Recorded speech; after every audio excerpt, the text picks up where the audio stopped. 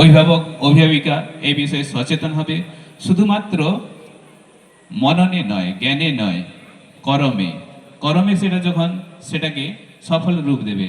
আমরা কালকেই শুনছিলাম একটা বালিকা বাড়ি থেকে পালিয়ে গিয়েছে পড়তে যাচ্ছি বলে, আবার কাউকে বলে গেছে মামা বাড়ি যাচ্ছি বলে, কিন্তু সে চলে গেছে চক্রে পড়ে অন্যদের মাধ্যমে, যেটা তাকে নাবালিকা অবস্থায় দেহ উপভোগ করতে গিয়ে তাকে পীড়নের সম্মুখীন হতে হবে।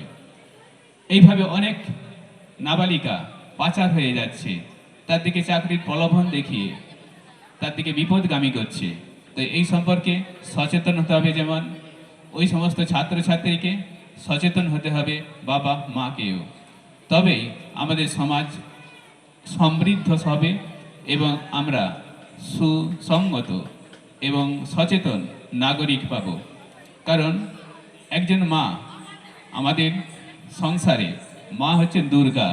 দু হাতেই তিনি দশভুজা বা দশ মাথার মতোই সব কাজ করেন, সমস্ত দিক সামলান। সেই মা যদি আরও বেশি শিক্ষিত হন, তাহলে তিনি আরও বেশি কাজ করতে সমৃদ্ধ হবেন।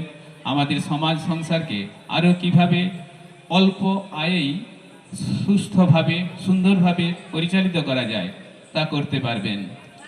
কারণ বাল্য বিবাহ দ্বারা সে শিশু শ্রমে জড়িয়ে পড়লে একদিক থেকে যেমন শিক্ষার দিক থেকে বঞ্চিত হয়, তেমনি আর্থিক অপব্যবহারে সে জড়িয়ে পড়ে। এমনকি ওই অবস্থায় সে মা হয়ে গেলে আরও একটি নাবালক নাবালিকার জন্ম দিয়ে সমাজের আর্থিক দিক থেকে সমাজকে বিপদ মুখে চালিত করে।